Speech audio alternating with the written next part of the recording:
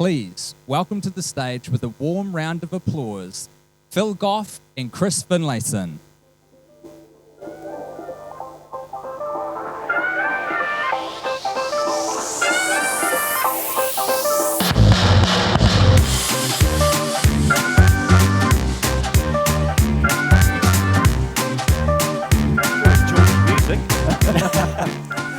Right, kia ora Wellington. Hey, it's great to be here to do our podcast, Cross Party Lines, live at the Hannah Playhouse in Wellington. So great to have the live audience.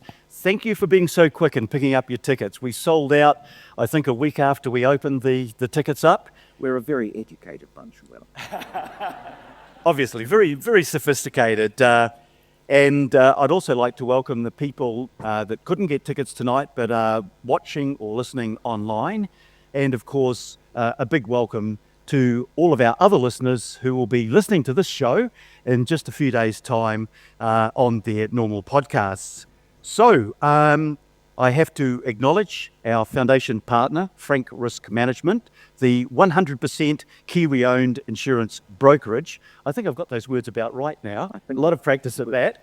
Who are a good group of people, and they help make the show possible as well. So, Chris, over to you. Yeah, well, for those in the live audience, there's going to be a Q&A at the end of the show, and you should all have been given a piece of paper with a QR code on it.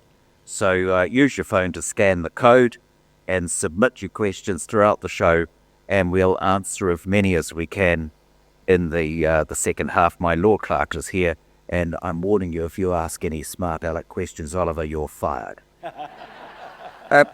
It brings back some, I have to say, some very happy memories to be back here. I first started coming here when people like Kate Harcourt were performing. My former colleague, or our former parliamentary colleague, Tim Grosser, who was Minister for Trade for some time, started off his career in downstage, and he even performed with Sam Neill. And in the old days, you could sit at tables and have dinner and watch a performance. And I recall, for example, The School for Scandal by Richard Brinsley Sheridan really was a masterpiece. It was all about gossip and hypocrisy, not at the National Party caucus, but of London High Society. And his other play that I'm sure I saw here was The Rivals.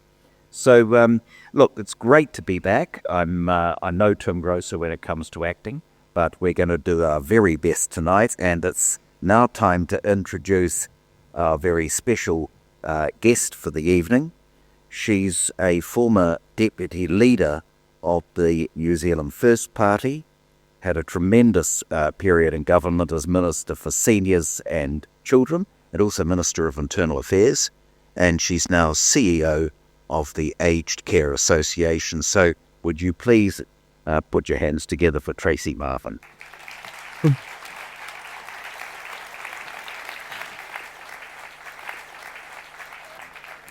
Ora. Hello, young man. She's told me that Annette King sent me a message today, which she relayed to me, that I have to be nice tonight. Yes. She says I'm very special and you need to be kind to me. Well, Annette's always lecturing me. She's my mother's cousin, and I happened to call her an old trough from the house one day, and my mother rang me and told me to apologise. And Annette, I was having lunch with Annette in Kiama in southern New South Wales a few months ago, and she bloody well brought it up again. She objected to the word old more than the word trouse. Oh, that's all right. Well, look, I'll be nice, I promise. Right. Well, look, I've just got a couple of questions that I'd like to put to Tracey. I was doing a little bit of research background. I've known Tracey for quite a long time, actually. She was very helpful when I was running for mayor, and she had an office as MP up in Warkworth. Yep. And we called Warkworth and Wellsford the deep north in Auckland, and that's not far from the Or the hinterland. Yeah. It's anyway. I won't go on about that. But what I saw written about you was that you were described as a liberal feminist, and I didn't think that term was compatible with anybody in New Zealand First. Yeah, I've spent most of my career with people telling me I'm in the wrong party. And of course, I'm no longer in any party, so there you go. And look, I suppose I'd never really put that title on myself, but the reality is that's what my belief structure is. So I've just always acted equal. And I did exactly the same thing in the New Zealand First Caucus, which may be why I'm no longer in the New Zealand First Quarter. Well, that leads on to my second question, which is around about 2021, I think it was. You did an interview, might have been on television, with Jack Tame, where you said that your views were increasingly divergent from those of New Zealand First. And I wondered in what ways you moved away from New Zealand First, or whether you think they moved away from you. And really, I'll throw my next question in too. Both Chris and I obviously have been members of our respective party caucuses, but I always wondered what it was like sitting in a New Zealand First Party caucus. I thought perhaps it might have been dominated by somebody with a bit of a Führer complex, but I just invited you to comment openly. Yeah. Your secret's safe with all of Sure, us. Yeah. sure. So let's start with what was it like in a New Zealand First Caucus? Like any other caucus, it depends who you're in the caucus with. So, every political... And I thought New Zealand First was just weird for a while, right? But then I realised that actually every political party's caucus has some weird people in it. True. And that's because weird people have the right to be represented as well, right? Even the mediocre deserve representation. Yeah. But I would have to say, there's certainly... You're talking about Winston Peters when you're talking about somebody with a dominant personality. Winston Peters was probably my largest advocate inside our New Zealand First Caucus. That is because he listens to good ideas. And so it doesn't matter where the idea comes from, as long as you can back it up with data and you know what you're talking about, he will think about it and think that'll sell or that won't sell, right?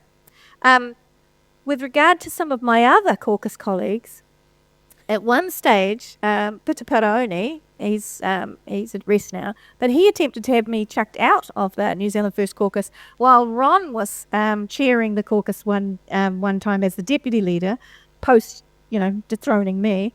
And Winston was away because I'd said to the media, maybe the reason I'm not the deputy leader is because I'm not a man.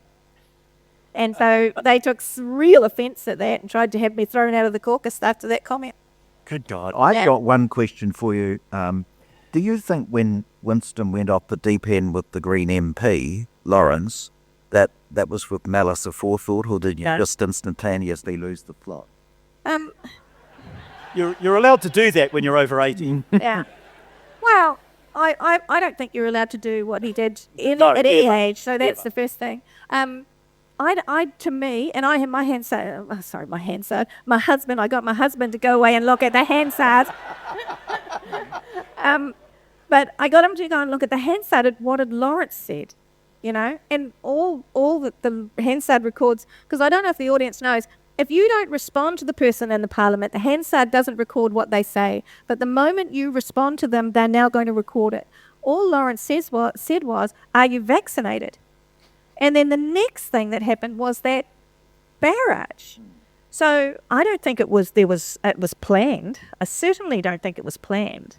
But what created it, I have no idea. Well, as you say, it was just the simple interjection. Are you vaccinated? Wasn't are you vaccinated for rabies or anything strange? Those the rest of us that were in the room with them that needed to be vaccinated. Yeah, but rabies.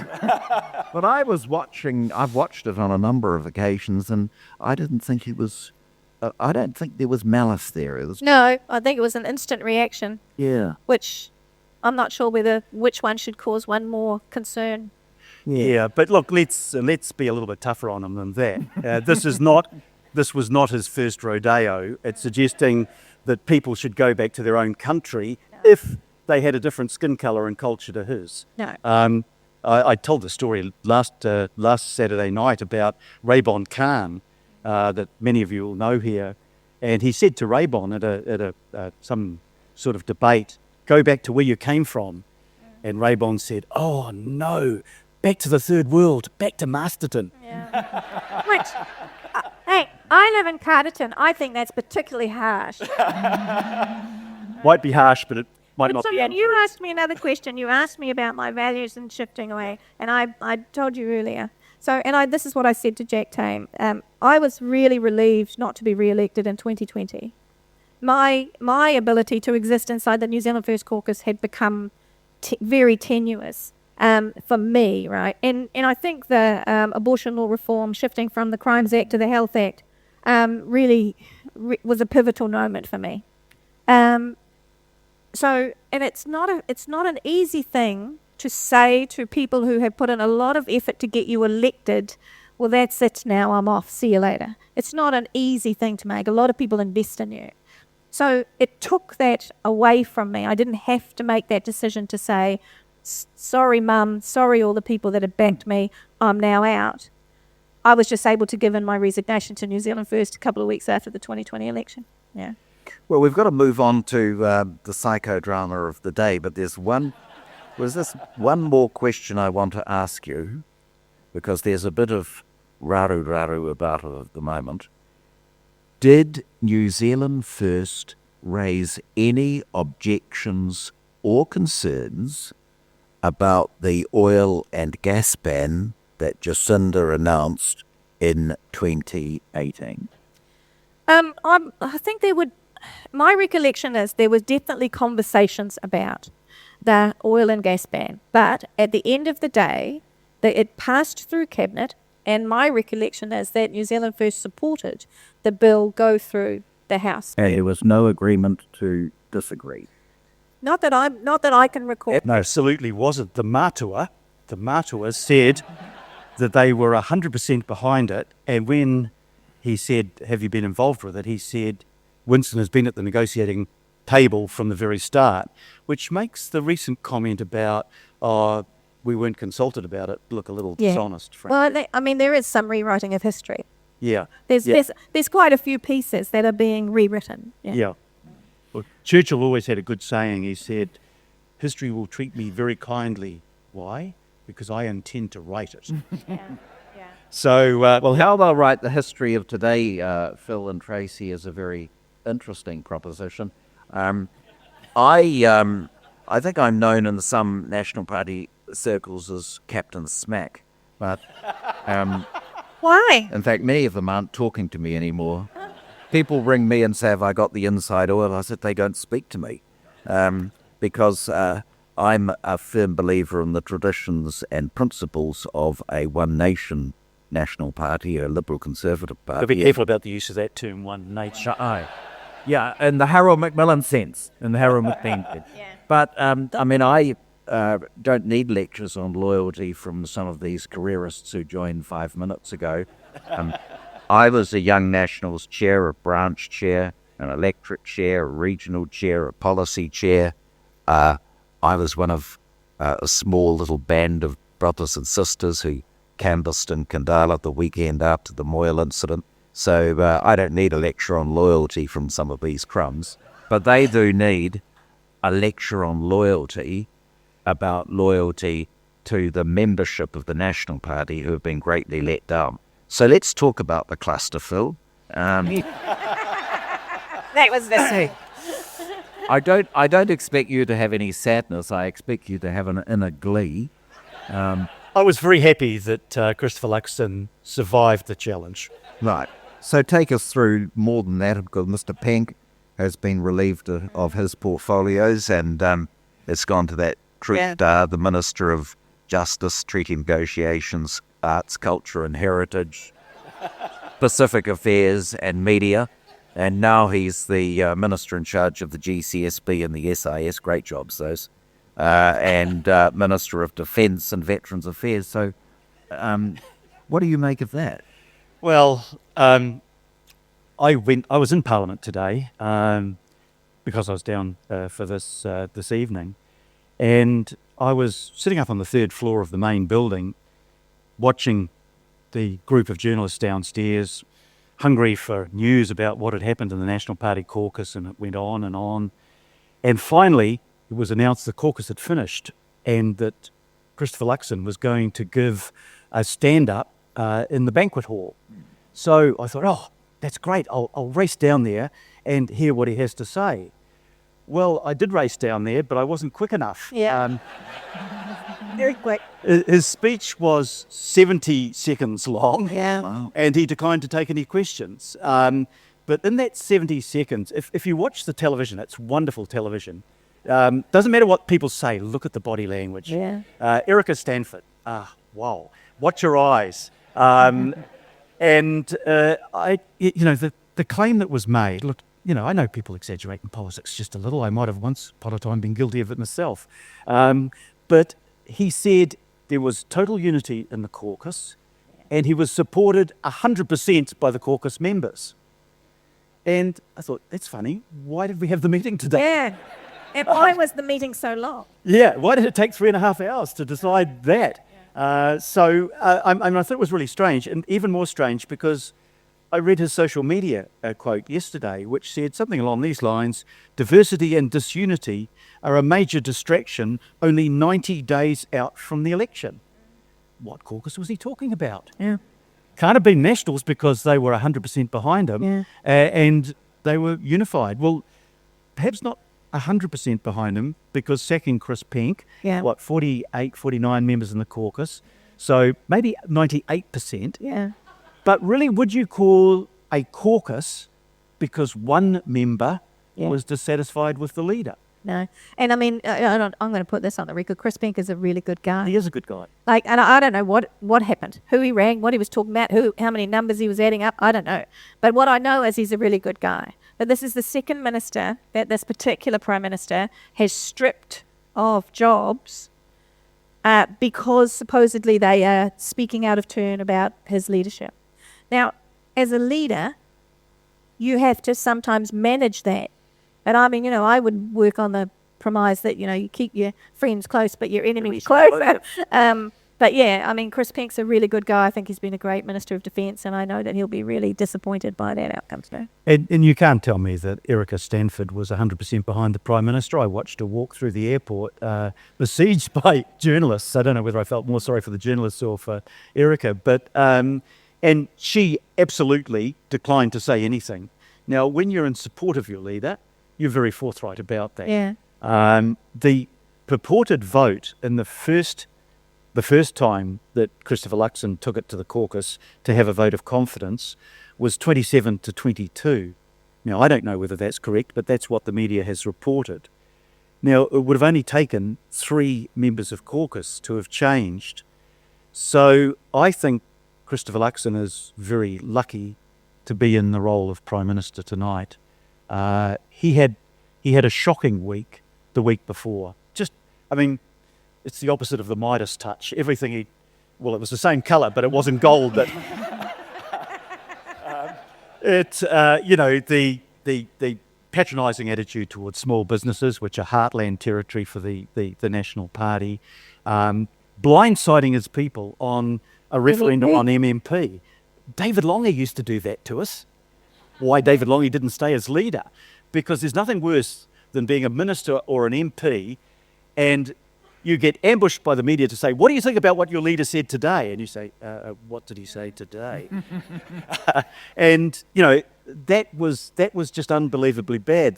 The statistics were bad too. I mean, wage rises up 2% and cost of living up 4.1%. You don't have to be very good at school mathematics to know that that leaves you worse off. The unemployment figures.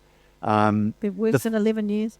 Yeah, the fact that the Prime Minister... Look, Prime Ministers are entitled to use an Air Force plane, but they're very expensive to use. And you use them if you're in a situation where it's really important to get from one meeting to another. And that means a meeting where you're carrying out the functions of being Prime Minister. He'd been attending a fundraiser for the party in Wanganui and tens of thousands of dollars so he could get to the next meeting. Now, you could be too picky about... what the Prime Minister does or doesn't do. Prime Minister has a hard job and they deserve backup and assistance. But when you've got dreadful figures coming out for unemployment and, 10-11% of Maori and Pacific Island people unemployed, you don't waste money where you can find alternative ways of doing it more cheaply. Putting those arguments to one side, and sorry to break up the soliloquy. Somebody had to. Someone has to. Don't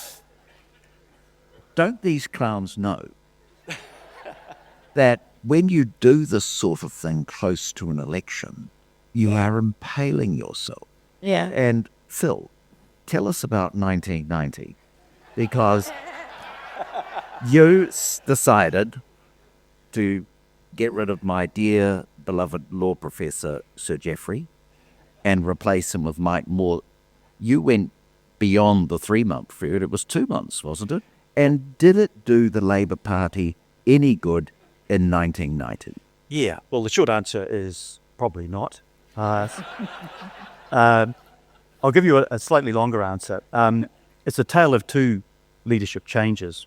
In 1990, we all follow the polls. I had a reasonably marginal seat. I knew I wasn't going to get back into Parliament.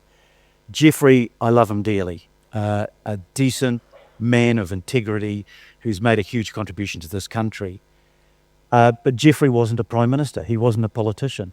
I remember on a dreadful episode of the Holmes program where he walked around the balcony outside the 9th floor of the Beehive playing the trumpet because somebody had told him that that'd be a good way of looking like a man of the people. No, Geoffrey.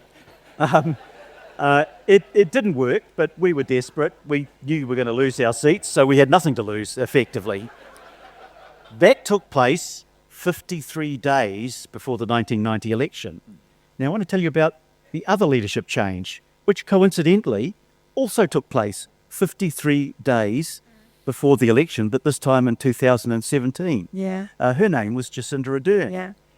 Now, this is an opposition, not in government, and Andrew Little did a very decent and honourable thing, saying, I can't make this work. You probably can, and I want you to take it up. Yeah. And she did.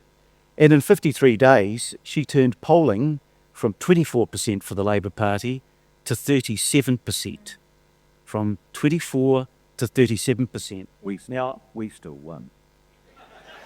No, you didn't. You didn't. I should have had a fourth term as the mayor. In your mind, you might have won, but it didn't happen. What I say about that is be careful who you send in as a negotiating team. Oh, come on, you've got to tell us Well, that. I was nowhere to be seen because Winston and I have long suffered from mutual detestation. That is. But they sent him. Like, you were never sacked by him. No, I always wondered about the wisdom of sending Paula Bennett in, but then I wondered about the wisdom of having anything to do with Paula Bennett. Yeah. Yeah. Anyway, the moral of my story before was that there is a caucus full of people in the National Party that think maybe we could do a Jacinda. Yeah. And he got away with it twice. It's unprecedented that a Prime Minister went to his own caucus to seek a vote of confidence. If you're confident they have support in you, you don't do that. If you think you've got to try to draw out the quote-unquote traitors, you do. But I don't think it'll work a third time, and there's still 4 weeks to go to get to that 53-day point. But the record going back to Jack Marshall is if you change, and I really like Sir John, he was a great guy, the reason I joined the National Party. But if you look at all the way back, if you change a leader mid-term, then it results in a loss. And I remember in 1980 I held the esteemed position of deputy chair of the Karori branch of the National Party. I was begging Hugh Templeton, knife Muldoon, you could be deputy to Tall Boys. Oh, no, you don't change your horse in midstream. And I always thought that was wrong for Muldoon, but probably in political terms, that's right. But Phil, I'm not picking on you, but there's another Feels like it. question I want to ask you. You and my dear cousin Annette, and I think Michael Cullen went and saw Helen Clark one day and said, I really think you ought to stand down because you're not going to win the election. And she gave you a finger, didn't she? Yeah. Very painful process it was too. They got on very well in Auckland on Saturday night. It was interesting. Helen said to me some years later, the only thing that surprised me about that was that it took you so long to come and see me. And at the time, Helen was on 2% as preferred Prime Minister, 2%. Labour was on 16%. So there have been these parts of my political career where I have felt desperation. one was 1990, but it was also like that in 1996. There were two things we did wrong in 1996. One was the numbers were so close, but we didn't have a majority that we could take to caucus and say to Helen, this is it. So we didn't have any negotiating strength there. Secondly, we didn't have an alternative candidate. Mike Moore said when we talked to him, well, you can do it, and if you want to elect me leader, fine, but don't expect any help from me in doing it. Thanks, Mike. That was really encouraging. That's the Brian Tallboys approach to leadership. Yeah. The interesting thing was, and Helen agrees with this, is that was the making of her leadership. She never looked back from that point. Yeah. All of us, it was 5 of her front bench members, and all of us agreed that Helen would make a very good Prime Minister, but we thought she was doing an appalling job as leader of the opposition. And there are a lot of reasons for that, and we won't go into it tonight. But she did go on to be, I think, one of this country's best prime ministers. When Paul Henry even says, I think she was the best prime minister, and he's good mates with John Key. I'm not quite sure what John Key had to say about that. He doesn't have an ego, does he? But just slip it out again. Nobody will notice what you say. But no, Helen was superb, and there were two things I said about her last week when I was introducing her. One, she had an amazing work ethic. You know, when I was working in the beehive late and after midnight and my phone went at my desk, I knew there was only one person that could be ringing me at work at that time, and sure enough, she was a couple of floors above me doing the same. And the second was a really strong sense of values and commitment to a better, a fairer New Zealand, and a better, more stable and peaceful world. And that's why I think she was a great Prime Minister. She kept to her values. She's a person that I really admired. I must say the cue cards that we have has this very interesting question. How did the challengers walk away with nothing, and will Luxon seek revenge, or is it over? So is there any place for revenge in politics? I've always thought there was, but... Why does that not surprise me? But I think a Hugh with Chris Carter, the occasional high-level defenestration pour encourager les autres is no bad thing. Sometimes you just... John Key told me of... a minister who was fired by John Key told me at the time, John phoned and said, I am going to fire you at the end of this conversation, but first I want to know, why the F did you do that? And John took no prisoners, and you had to take no prisoners, and sometimes you just have to dispatch people. And for myself, if I know that Hosking called Penk this morning a duplicitous S, normally I listen to the concert program, but I just listen to that to nurse. So if Penk was one of the ringleaders, then he deserved to be stood down. And in fact, I'd go further than that, and I would say the board of the National Party should ask him to show cause why he should not be deselected, because this kind of low-level bastardy 90 days out from an election cannot be tolerated. Well, Helen Clark did exactly the opposite, of course. Yeah. She kept all 5 of us on the front bench, and we became her greatest supporters and her best ministers, he says modestly. And that was your saying before, keep your friends close and your opponents even closer. But also, I don't even know if he did it, right? All we know is that there's been a consequence for him, and the word of somebody else is that's because he did this. We don't know that he did it or not, because this morning he denied that he was doing anything. But anyway, what I find really interesting is let's just say, for example, that this young man believes so strongly in the values of the National Party and really, really, really wants the National Party to win, and he thought that this would be that by switching the leader. And my view is that what I have seen in my lifetime is that when leaders have changed really close to the line, when elections are this close, the party gets a bump. If it's Luxon that's holding down their polling, which is the reason why they're challenging him about leadership, you can only imagine that if they changed the leader, they might get the lift that a new unknown person could give them, and that might carry them over the line.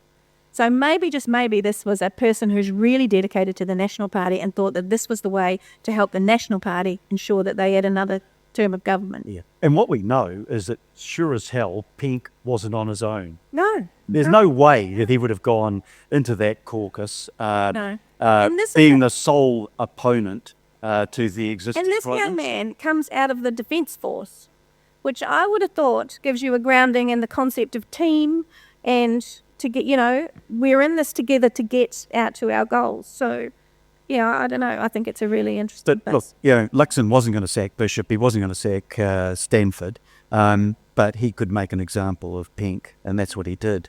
And I would agree, I think with both of my colleagues here, that Penk is one of their better ministers. Was. And maybe will be. You just keep No, Yeah, I just think the whole timing thing's just embarrassing. And any political party has representatives in Parliament, but standing behind them are those who do all the work, raise the money, organise the dinners.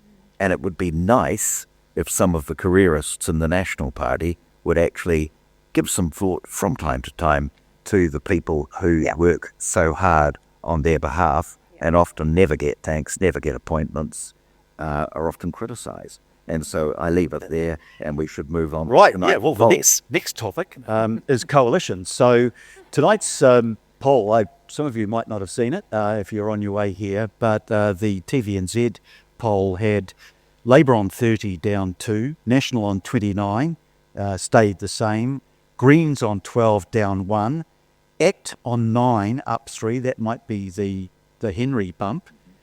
Wait for it, New Zealand First 8 down 3, same as Winston Peters. He went down 3, the party went down 3, and it's hard to believe that actually his two statements, there wasn't just that one statement about go back to your own country, there was the one where you call the Chinese leadership liars. Now, considering I was sacked because my position was untenable for asking whether Trump understood history, which I thought was remarkably diplomatic for a former politician, maybe not for a career diplomat. When you insult the country that's your biggest trading partner and your biggest source of international students and one of your major markets for tourists, what do you think they're going to think about you when you visit them and you're looking for leverage to get something from that country that you're negotiating with?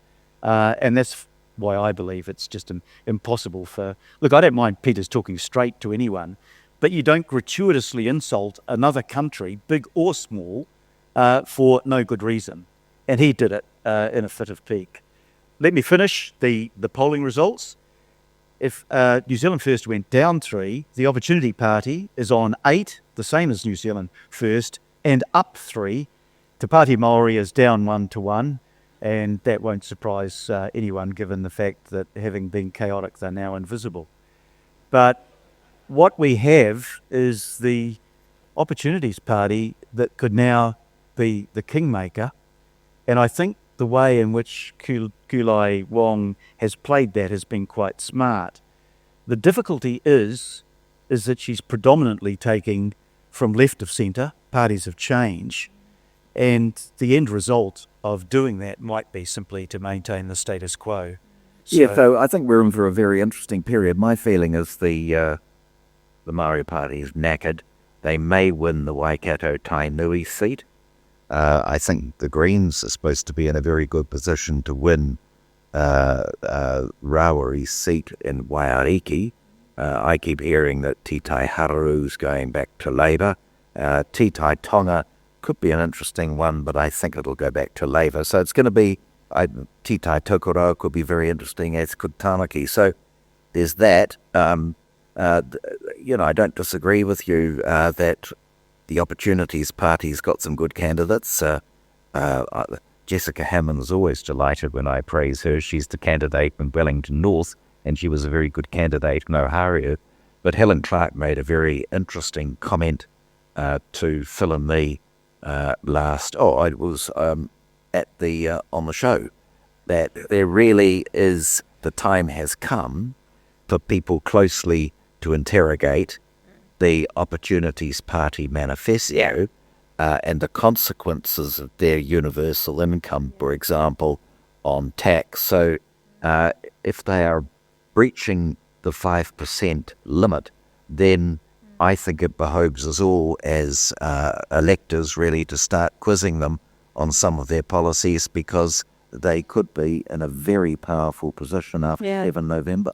So I met with Q a couple of weeks ago because, and this was in the role that I have. And the reason for that was that they've tweaked the citizens, what is it called? The citizens sort of basic income. They've tweaked that policy since it was first introduced, because they were originally just going to do away with superannuation and do that. And now they're not. They're going to transition superannuation and make sure that no senior, gets less as they transition through to everybody onto the citizens' benefit. But the reason I met was everything is interconnected, right? So when anybody creates a policy, particularly if you create a policy away from the understanding of that interconnectedness in Parliament, you can easily upset another apple cart. And what I needed opportunities to understand was that if you do it, superannuation is the base funding model for all age residential care in this country. That's the base funding. Every senior that needs residential care pays for it themselves first, and then the state tops up as the levels of care increase. So if you take away superannuation, let alone the fact you've now made it vulnerable to budget cycles, and you've removed it from legislation where it's secure and attached to CPI, you're going to have to find another way to fund age residential care, and that was news to them. So I agree with Helen. Not only do we need to look at their policies, but also inform them. I mean, tell them where this is connected to this. You do realise that's a consequence of that, right? Yeah. Could I go back to Jeffrey and say, he used to say this in class, take this hypothetical.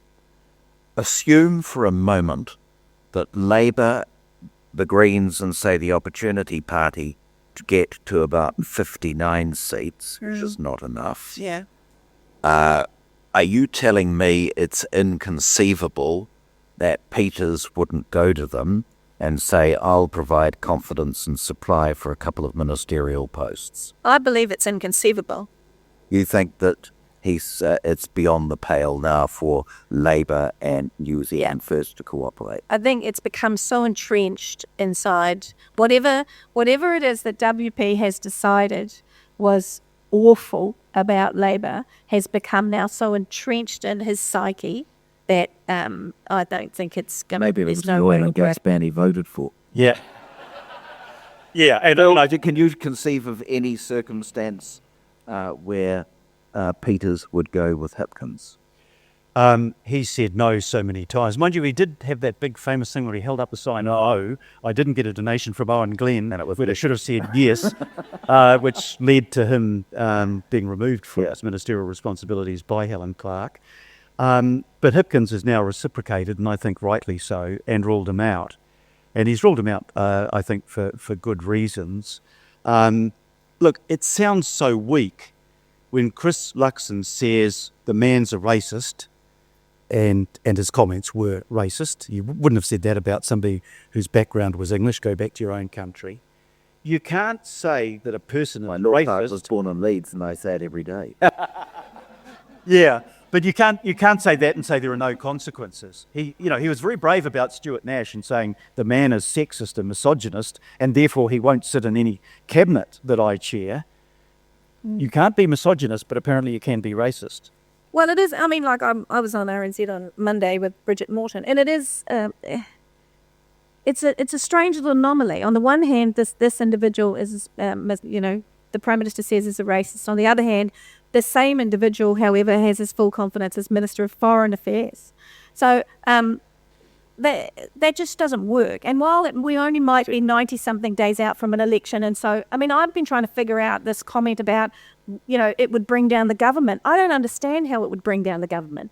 The budget's already been through. That's right. They might not get the RMA through. They might not be able to do urgency the way they want to do urgency in the last 12 to 15 days that they've got in sitting days. But the government won't fall, the budget's in place, the money will still flow and things will still happen. And they'll probably get the Indian fair trade legislation through anyway, won't they? Yeah, exactly. And they might be able to do it without them. And there's not going to be a snap election because if you tried to hold a snap election, it would be a week before the normal election. Exactly. So why would you bother? But I mean, I think that what I'm more concerned about, there are two things that concern me about this. The first thing is that this is the same manifestation that we are being offered on the right for the next 3 years. So that's why it matters that Christopher Luxon, if he's going to remain the Prime Minister for another 3 years, that this juxtaposition, how does that work? And the second thing is, what the hell was Jerry doing in the House that he allowed this to happen? Right? I mean, Winston goes on and on and on about standards being lowered by others in the House. This is about as low as I've ever seen it go in my time. And Jerry didn't do anything. That's the Speaker's role. Yeah, absolutely. We should have acted on that. The interesting thing about Hipkins's move is that it reduces Peter's leverage. Which is great. Peters can't go to Luxon now and say, if you don't give me what I want, I'll go to Labour. Because they've ruled each other out. And he's also lost leverage. When he was up in double figures, would have been hard to say no to a lot of things that he would have demanded. If he stays down, he's back now to almost where he was at the last election, still a little bit above that. I just think he made a very bad miscalculation, and New Zealanders deserve more credit than we sometimes give to them for saying this is not the sort of thing we want, notwithstanding the fact that populism is gaining in popularity in Australia and elsewhere. Yeah, but I'm delighted to see, Tracey, the New Zealand First vote down. I actually think they've got further to fall, and I'm very, you've got to give it to Seymour. Getting Paul Henry was a masterstroke, and he's got some very good candidates. My former staff member who practiced law in Auckland, James Christmas, he's going to hold Tāmaki. He's up against Max Harris, who was a law clerk for the Chief Justice and then went off and worked for Jeremy Corbyn, so he'll do well in St Heliers. And then, there are bits. ACT, I think, could benefit as a result of this, and but I think Tracey, if you don't mind me saying so, for you to be replaced as deputy leader by Ron was an absurdity, and I don't mind you saying that. No. And this whole manosphere thing seems to be a bit of a thing about New Zealand First, I regret to say. Well, I don't regret, but I'm delighted to say. I don't think that New Zealand First is the only political home of misogynists. No. But it's the foremost one. No, I don't think that either. I think that every political party, we just had somebody who was Labour and then New Zealand First, who's now nobody. I mean, that didn't happen just because he wanted to, right? Yeah. And I've interacted with some National Party MPs that have wanted to explain to me my job on a number of occasions. You come to my office and I'll explain him. No, they're everywhere. Yeah. That wasn't misogyny, it was friendly guidance. We're from the government, we're here to help. Correct. Just the other point that I thought worth raising was small parties and big promises, and looking at the sort of thing that's being promised. I mean, New Zealand First wins the big promises race by a country mile because it's promised to nationalise the Bank of New Zealand, which I think will cost $20 to $30 billion. So that dwarfs anything else, and then they're going to subsidise the oil and gas explorers by $1 billion, and then the baby bonus is coming up to half a billion dollars. But the Greens did the same thing last week. Marae development. The Marae development, we're going to put fund for that. There's a fund, but it's nowhere. They're talking about $2.4 billion.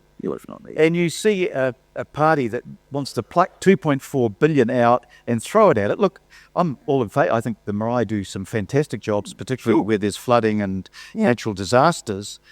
But sure as hell, that if you had $2.5 billion, that would not be the most pressing problem that New Zealand faces. Well, you need $1 billion for aged care, I can tell you right now. Well, and what's the solution for this? And we have gone on about it on this podcast on a number of occasions, Tracey. We need a parliamentary budget office to cost the promises of political parties. Yeah. And I went down and made a submission about it when the Parliament bill was going through. It was a very straightforward mechanism. It's the state governments like Victoria and New South Wales have it. There's one in Canberra. There's one in Ottawa. There's one in England. UK. We really should be having a budget office that actually costs all these promises and holds politicians to account. Yeah, no, absolutely. I mean, that should be a check and balance against the sort of throwaway policy lines that all parties at times have been guilty of. They need to be held to account for what they're promising and whether it can be delivered.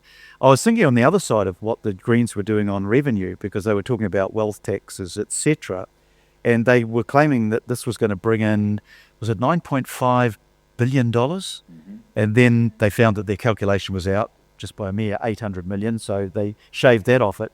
But Treasury went through and said, well, look, other countries have tried this, and what you get is a number of problems. You get compliance problems, you get people migrating out of the country because it pays them to do it, you get them shifting the basis of ownership, and Treasury calculation was that they'd get about a third of that amount. But the danger of our electoral system at the moment is that these figures get thrown out there. We're gonna do this, and I watch it on Facebook and Instagram and stuff, and people say, "Oh, that's a fantastic idea." Yeah. But with no idea of how you're going to pay for it. Another thing, it's also it comes back. I was invited to I think it was the Challenge panel or whatever it was at the Labour Party conference last year, and the question I was asked to answer was, what is something that you would like, what is it that you're afraid that the candidates don't know? And my answer is actually, I'm more afraid of what they think they know. So again, if you think about the Greens and the wealth tax and how seniors who are on super alone can defer their tax payments and it'll be all paid off when they sell their house. Yeah. Apart from the fact that in the next 15 years, home ownership is going to fall to about over 65-year-olds, it'll fall to 47.3%. So most of them will be renters anyway. But what they do at the moment is they sell their house to buy either an aura, which is either for independent living, or a care suite. So if they sell their house and then the government takes a big chunk of that, they don't have enough money to buy their care over here. Again, do you see what I'm saying? It's actually, get a big whiteboard and work out how everything's connected, I think, before one goes and shoots one's mouth off. Before, given the position you hold, and you must interact with a lot of these residential homes all the time. Yeah. Bearing in mind the fabulous assistance that is given to so many elderly people by Filipinos and Indian. Yeah.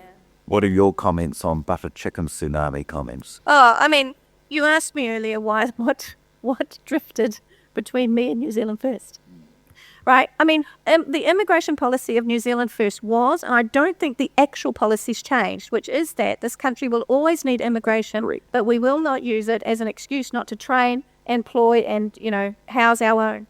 That's their actual policy. That is not what gets articulated. Deliberately, it's not accidental. No, I agree with that. But that's what I was campaigning on. Right? Yeah. So that's where a drift starts to happen. We couldn't care for our own without the amazing Filipino and Indian and Pacifica nurses. We're stripping the Pacific of nurses. Mm-hmm. I now worry about their old people in the islands because we're taking their nurses. So, but nobody's got a workforce plan and nobody's got a proper immigration plan either. So I think Paul Spoonley's right about that. Yes. Yeah, and we're not going to get people suddenly to go out and say, I'm going to have 5 children because you're giving me $5,000. But we might if we went back to universal family benefit and let them capitalise and get a home like this huge generation did that paid the most taxes and had the most homeowners. But if you look at the Nordic states that give fantastic support for families, Sure. their birth rate is still well below replacement. What is replacement's 2.1? Their birth rate's not even half I that. think men will just have to start having children. Gosh. Now, look, the thought amazes me. Yeah, that we really must move on. But on that note, But before we do, there is, of course, another very important election coming up this week, and it's in that beautiful part of England called Clacton-on-the-Sea. And I'd be very interested. I can't ask for a show of hands because I can't see you. But, guys, what do you think? Will Count Binface get more than 20%? I think, I'm cheating because I've looked at the polls. He'll get between 20 and 30, which is remarkable, given that he's from planet Cyclops or something. and his deputy leader, he's Count Binface's deputy leader is called General Waste. He must obviously be a military man. But look, Farage sadly will get back, but the guy's credibility is shot. You take £5 million, that's $11 million off somebody, and you say, that's just for my personal use, and you don't declare it. That's corrupt. Yeah. And this is the man that says he stands for the ordinary citizen of the United Kingdom, doesn't do anything of the sort. This is the man that gave us Brexit, which has robbed the United Kingdom of probably 6% of its GDP, and as part of its problem in that leaving debate. Europe. Yeah.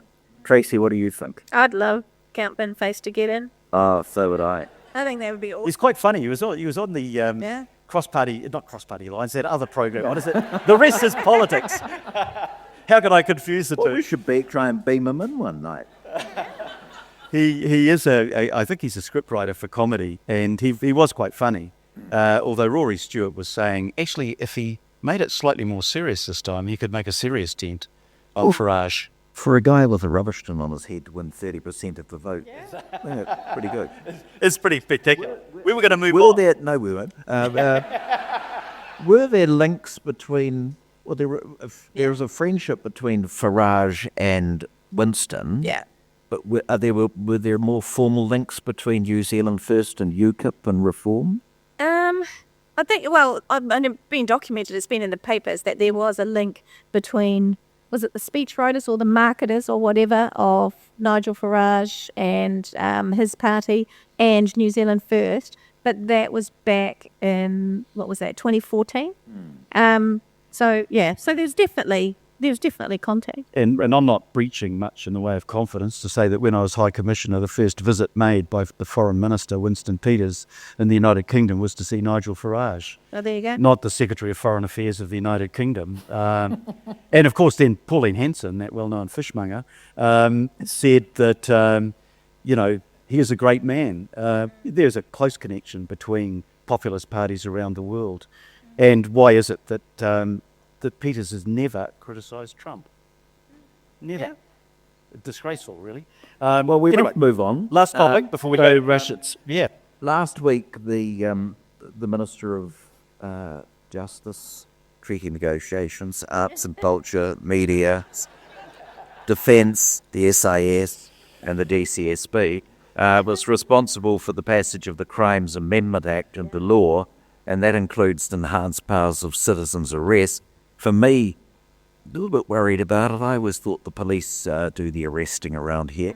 And it does raise questions about this sort of, pig in a poke approach to reform of the Crimes Act. So, and maybe whatever the Summary Offences Act is called now. Tracy, what do you think of this sort of thing? Yeah, I mean, it's not really, well, first of all, it's not attacking the real problem, is it? So it's just it's just another punitive measure to punish people at this end rather than trying to figure out why it's happening at all. So that's the first thing.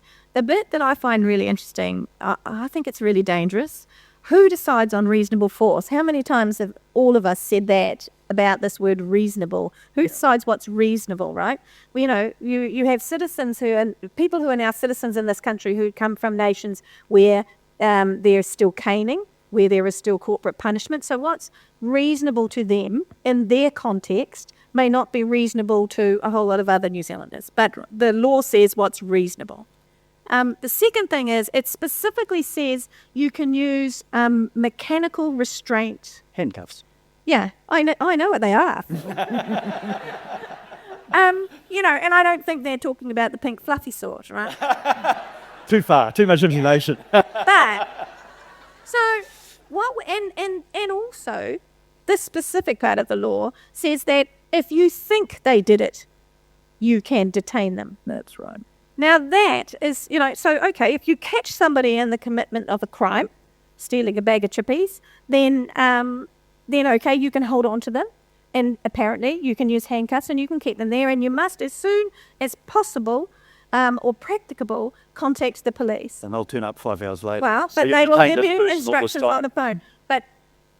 But now if you just think they did it, and is reasonable force a 40-year-old man sitting on a 15-year-old child, it's fraught. It's really bad law. Yeah, well, I've just got a problem with the way criminal law has been reformed in this country. We get lots of one-off reforms. So we had legislation in our time in the House to deal with provocation. Yeah. And then at one stage there was abolition of the sedition, I think it was. Yeah, Yeah. Yeah. order of offence. Used to be a capital offence. That's right. And then there's some other changes which are made.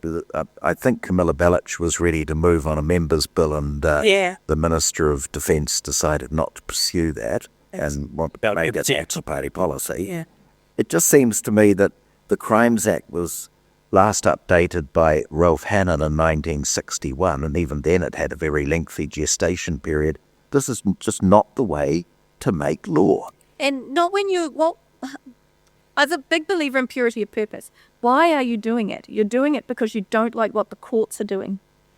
Yeah. That's the main driver for a lot of politicians. It's worse than that. It's the horrible politics of law and order, where you pretend to be on the side of people and making them safer. So you bring out all of these measures that superficially look like they might do so, but when you look at the evidence, they don't. Now, if we go back to the question of citizens' arrest, there's a good reason why, 1, the Police Association, 2, Retail New Zealand, and 3, Business New Zealand all opposed it. Because all of the evidence is that when you get fatalities in retail crime and serious injuries, it's when the retailer chases the offender down the road, or the retailer tackles the offender, and then the offender pulls a knife out of his pocket, usually is him, and stabs the retailer. All of the evidence shows that you don't do those things, and the police say when we restrain somebody, we do so on the basis of weeks of training that we do at police college, and then years of experience. The average retailer, or this doesn't even apply to retailer, anybody can do a citizen's arrest, but they don't have those skills. They don't have that judgment.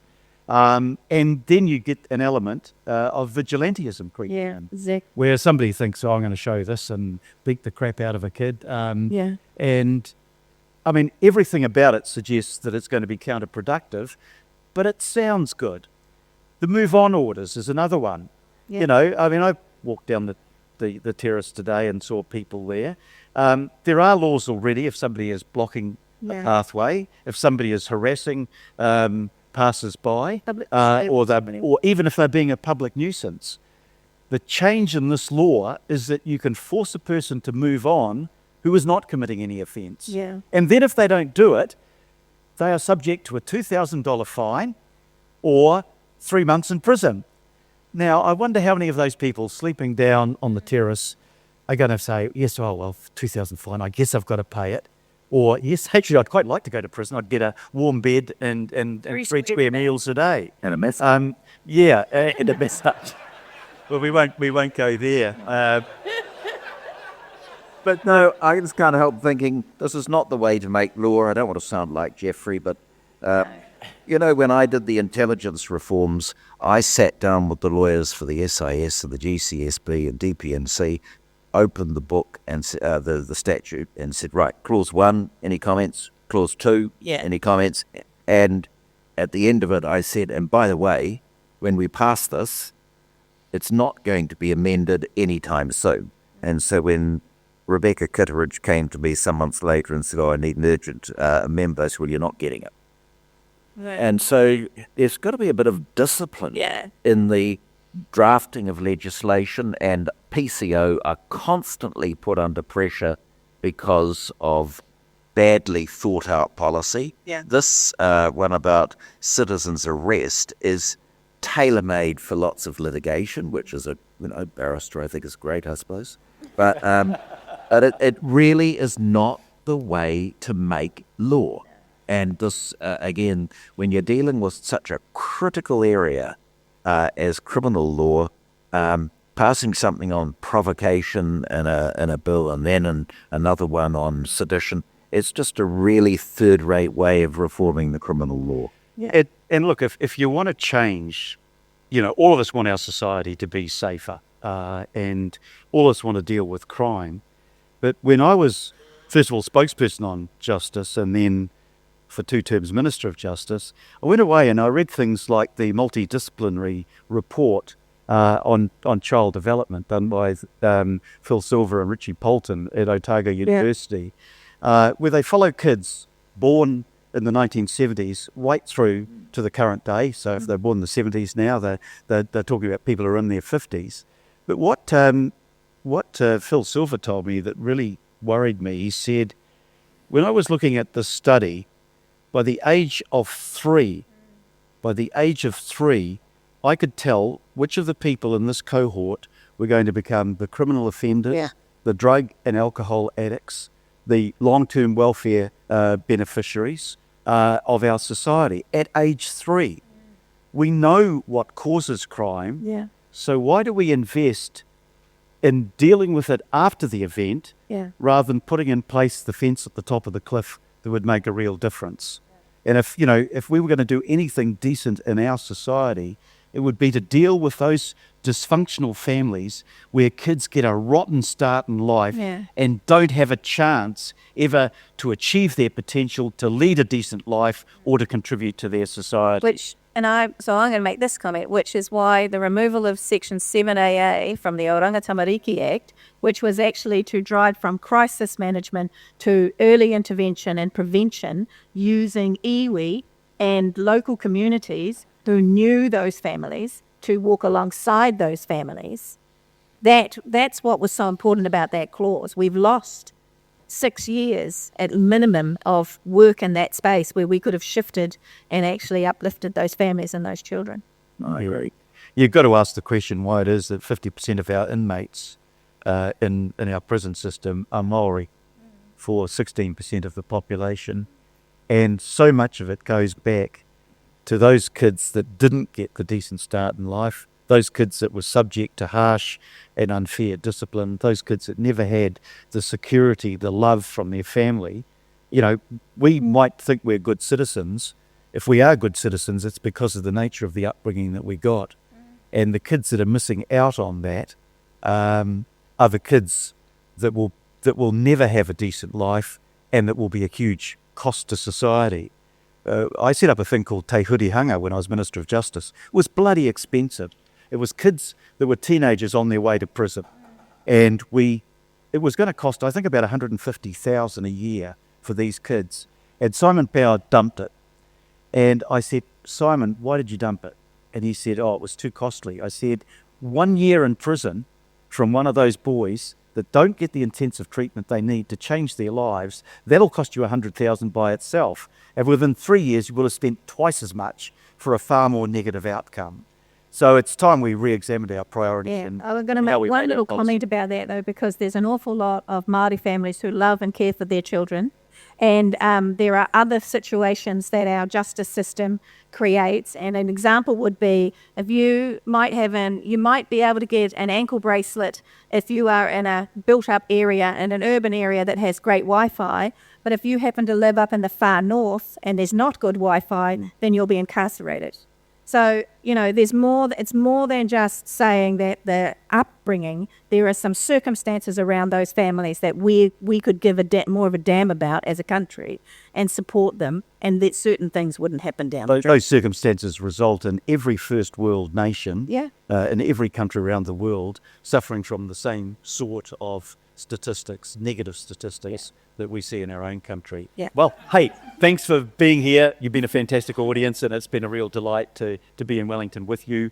The formal messages are going to the people that are online. Follow the podcast on Spotify, Apple, or wherever you get your podcast. Thanks to Frank Risk Management. And if you're in Christchurch, we're coming to Christchurch. What's We the are. date? I think we're going to Dunedin as well because And Oamaru and a few others. Yeah. Yeah, but in Christchurch, we're part of the Work Festival stuffing there. up my feet. I think the second week in September, and tickets are available as of now. Thank you very much for being here. Thank you. Good night. Yeah, Mate wā.